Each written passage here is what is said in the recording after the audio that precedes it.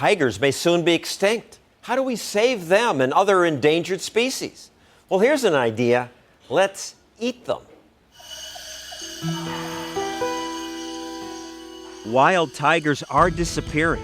There were once 100,000 of these grand animals. Today, just a few thousand survive.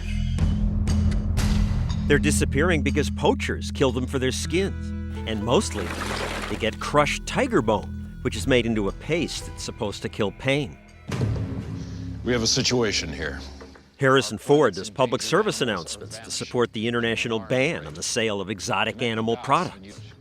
When the buying stops, the killing can too. Case closed. But the case isn't closed because outlawing buying and selling hasn't worked. The international ban's been in effect 33 years, but the population of wild tigers has continued to shrink. This tiger is in New York's Bronx Zoo. If we continue the current approach of no killing, no trading, I think the tiger is doomed. Terry Anderson of PERC, the Property and Environment Resource Center, points out that governments have repeatedly failed when they tried to save animals by banning their sale. PERC says the opposite. Let people own wild animals, farm them, and sell them. Hi, guys. That's what saved the bison. High in the mountains of Montana, Pam and Craig Knowles raise bison.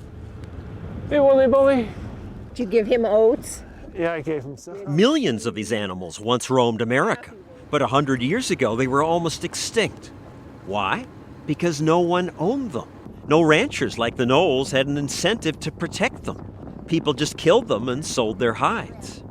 There were a few trappers who saw what was going on and said, this is wrong. Here's an animal that could provide the entire country with meat. So people began to fence bison in and eat them. Now America has 500,000 bison. That's a way to save animals. Does America have a shortage of chickens? No, because we eat them. Do we have a shortage of minks? No, because people have a reason to protect them. Of course, Hollywood portrays people who own rare animals as evil. They got tiger meat, bush meat, monkey brains, albino cobras, anything you want. Obviously, this must be stopped. But this is simple-minded. Look at the real world. In Africa, rhinos were disappearing. Poachers killed them for their horns. African governments banned poaching, but this did little good. We're talking about countries, governments, and police forces that are often involved in the poaching. Some government game wardens took bribes or slept on the job. It was a complete failure. Wildlife was disappearing everywhere. Species were disappearing from large areas. Brian Child spent years in Africa trying to save the rhino. What finally worked, he said, was letting landowners own them and make money off tourism. Suddenly, each tribe had skin in the game, an incentive to protect its own rhinos. Those indifferent security guards became fierce protectors of their tribal rhinos. Terry Anderson asked one, What happens if you catch a poacher? Do you kill them? He said, no, we don't kill them. We just beat them up badly enough they go back to their village and don't ever come back. These people don't tolerate poaching because they want to keep the animals alive. They allow hunting, they allow photography. That is the way to save wildlife. And it's worked. There's a lot more rhinos alive on private land, where there were no rhinos 50 years ago, 40 years ago.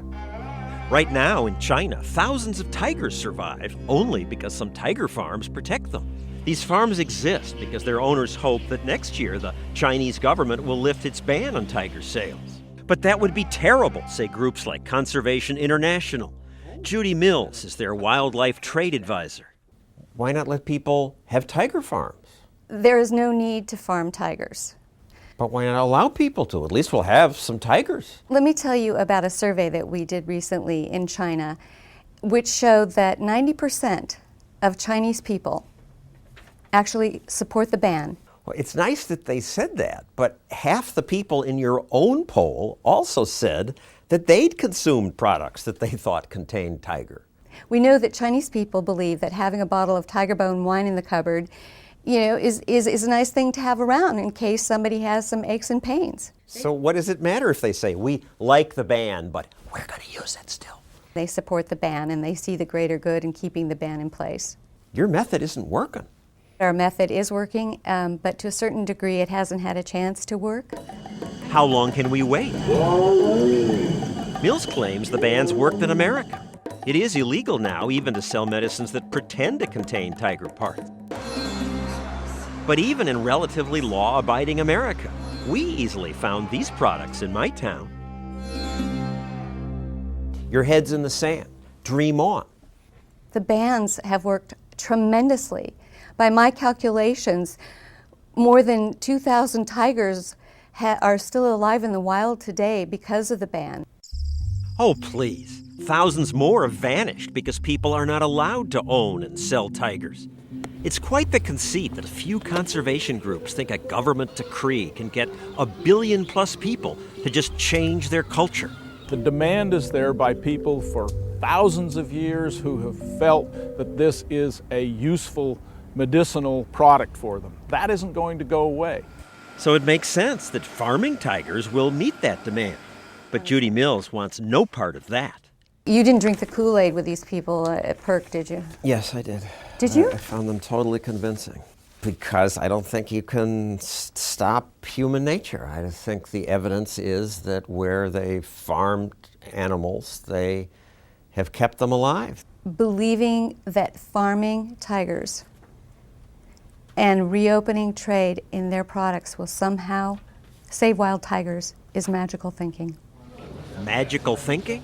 No, it's already worked with elephants in Botswana, rhinos in southern Africa, and the bison in America. So to save animals, eat them and sell them? If we make animals a marketable product, they will be saved.